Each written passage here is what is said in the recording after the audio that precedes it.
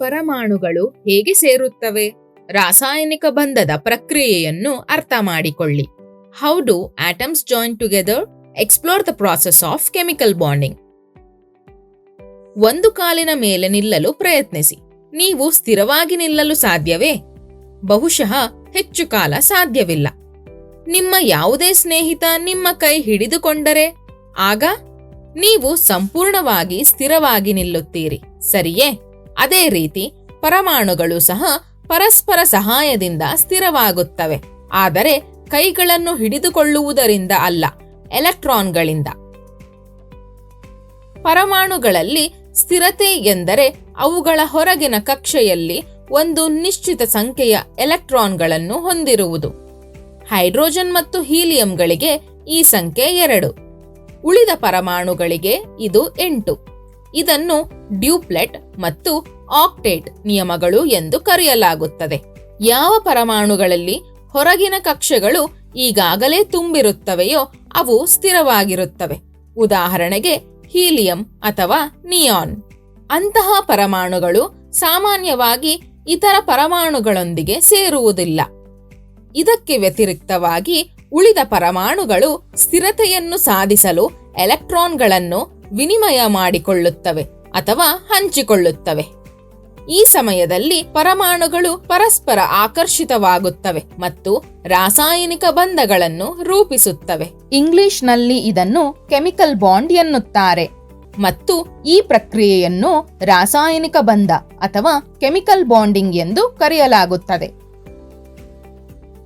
ಇದನ್ನು ಸ್ವಲ್ಪ ವಿವರವಾಗಿ ಅರ್ಥ ಮಾಡಿಕೊಳ್ಳೋಣ. ಮೊದಲ ಉದಾಹರಣೆಯನ್ನು ನೋಡಿ. ಇವು ಸೋಡಿಯಂ ಅಂದರೆ Na ಮತ್ತು ಕ್ಲೋರಿನ್ ಅಂದರೆ Cl ಪರಮಾಣುಗಳು. ಸೋಡಿಯಂ ತನ್ನ ಹೊರಗಿನ ಕಕ್ಷೆಯಲ್ಲಿ ಕೇವಲ 1 ಎಲೆಕ್ಟ್ರಾನ್ ಅನ್ನು ಹೊಂದಿರುತ್ತದೆ ಮತ್ತು ಕ್ಲೋರಿನ್ 7 ಎಲೆಕ್ಟ್ರಾನ್ ಅನ್ನು ಹೊಂದಿರುತ್ತದೆ. ಎರಡಕ್ಕೂ 8 ಬೇಕು. ಹಾಗಾದರೆ ಏನಾಗುತ್ತದೆ? ಅರೆ, ನನ್ನ ಈ 1 ಎಲೆಕ್ಟ್ರಾನ್ ಅನ್ನು ನೀನು ಇಟ್ಟುಕೊಳ್ಳಬಹುದು. 7 ಎಲೆಕ್ಟ್ರಾನ್ಗಳನ್ನು ಪಡೆಯುವುದಕ್ಕಿಂತ ಯಾರಿಗಾದರೂ ಒಂದನ್ನು ನೀಡುವುದು ಸುಲಭ. ವಾವ್, ನನಗೆ ಒಂದೇ ಒಂದು ಎಲೆಕ್ಟ್ರಾನ್ ಬೇಕಾಗಿತ್ತು. ಪರಿಣಾಮ ಇಬ್ಬರಿಗೂ ಸಂತೋಷ. ಈಗ ಅವುಗಳು ತಮ್ಮ ಹೊರಗಿನ ಕಕ್ಷೆಗಳಲ್ಲಿ 8 ಎಲೆಕ್ಟ್ರಾನ್ಗಳನ್ನು ಹೊಂದಿವೆ.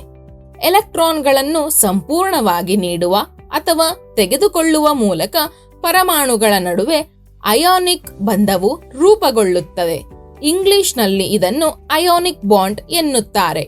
ಇದು ಸೋಡಿಯಂ ಕ್ಲೋರೈಡ್ ಅನ್ನು ಸೃಷ್ಟಿಸುತ್ತದೆ, ಅಂದರೆ NaCl ಅಂದರೆ ಉಪ್ಪು.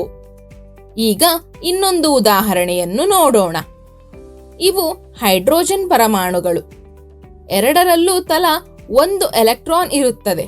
ಆದರೆ ಸ್ಥಿರವಾಗಿರಲು ಅವುಗಳ ಹೊರಗಿನ ಕಕ್ಷೆಗಳಲ್ಲಿ 2 ಎಲೆಕ್ಟ್ರಾನ್ಗಳು ಬೇಕಾಗುತ್ತವೆ.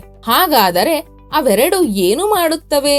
ಸರಿ, ನಾವಿಬ್ಬರು ಎಲೆಕ್ಟ್ರಾನ್ಗಳನ್ನು ಪರಸ್ಪರ ಹಂಚಿಕೊಳ್ಳೋಣ. ಹಂಚಿಕೊಳ್ಳುವ ಮೂಲಕ ಎರಡು ತಮ್ಮ ಹೊರಗಿನ ಕಕ್ಷೆಗಳಲ್ಲಿ ತಲಾ 2 ಎಲೆಕ್ಟ್ರಾನ್ಗಳನ್ನು ಪಡೆದವು. ಪರಮಾಣುಗಳು ಎಲೆಕ್ಟ್ರಾನ್ಗಳನ್ನು ಹಂಚಿಕೊಂಡಾಗ ಸಹವೇಲೆನ್ಸಿಯ ಬಂಧಗಳು ರೂಪುಗೊಳ್ಳುತ್ತವೆ. ಇಂಗ್ಲಿಷಿನಲ್ಲಿ ಇದನ್ನು ಕೋವೆಲೆಂಟ್ ಬಾಂಡ್ ಎನ್ನುತ್ತಾರೆ. ಈಗ ಮೋಜಿನ ಭಾಗ. ಇದು ಆವರ್ತಕ ಕೋಷ್ಟಕ.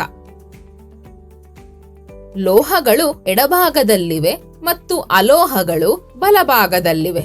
ವಿಶಿಷ್ಟವಾಗಿ ಲೋಹಗಳು ಮತ್ತು ಅಲೋಹಗಳ ನಡುವೆ ಅಯಾನಿಕ್ ಬಂಧಗಳು ರೂಪುಗೊಳ್ಳುತ್ತವೆ ಮತ್ತು ಅಲೋಹಗಳು ಮತ್ತು ಅಲೋಹಗಳ ನಡುವೆ ಸಹವೇಲೆನ್ಸಿಯ ಬಂಧಗಳು ರೂಪುಗೊಳ್ಳುತ್ತವೆ. ಇದರ ಜೊತೆಗೆ ಲೋಹಗಳ ನಡುವೆ ವಿಶೇಷ ರೀತಿಯ ಬಂಧವು ರೂಪುಗೊಳ್ಳುತ್ತದೆ. ಅದು ಲೋಹೀಯ ಬಂಧ.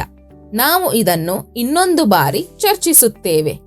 ಇವೆಲ್ಲವೂ ವಿಭಿನ್ನ ರೀತಿಯ ರಾಸಾಯನಿಕ ಬಂಧಗಳಾಗಿವೆ. ಅಯಾನಿಕ್ ಬಂಧಗಳು ಬಲವಾಗಿರುತ್ತವೆ. ಅದಕ್ಕಾಗಿಯೇ NaCl ಅಥವಾ ಉಪ್ಪು ಘನವಾಗಿದೆ. ಹೆಚ್ಚಿನ ಸಹವೇಲೆನ್ಸಿಯ ಬಂಧಗಳು ದುರ್ಬಲವಾಗಿರುತ್ತವೆ. ಅದಕ್ಕಾಗಿಯೇ H2 ಅಥವಾ ಹೈಡ್ರೋಜನ್ ಅನಿಲ ರೂಪದಲ್ಲಿರುತ್ತದೆ. ಜಗತ್ತಿನಲ್ಲಿ ಕೇವಲ 118 ಮೂಲ ವಸ್ತುಗಳ ಪರಮಾಣುಗಳು ಇದ್ದರೂ ಸಹ ರಾಸಾಯನಿಕ ಬಂಧದಿಂದಾಗಿ ತುಂಬಾ ವೈವಿಧ್ಯತೆ ಇದೆ.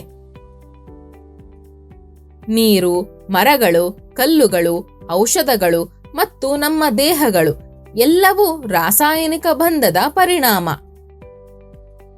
ಈಗ ನಿಮಗಾಗಿ ಒಂದು ಕಾರ್ಯ ಇಲ್ಲಿದೆ. H2O ಅಥವಾ ನೀರು ಅಯಾನಿಕ್ ಅಥವಾ ಸಹವೇಲೆನ್ಸಿಯ ಬಂಧವನ್ನು ಹೊಂದಿದೆಯೇ? ನೀವು ಇದನ್ನು ಹೇಗೆ ಗುರುತಿಸಿದ್ದೀರಿ? ಏಕೆ ಎಂದು ವಿವರಿಸಿ.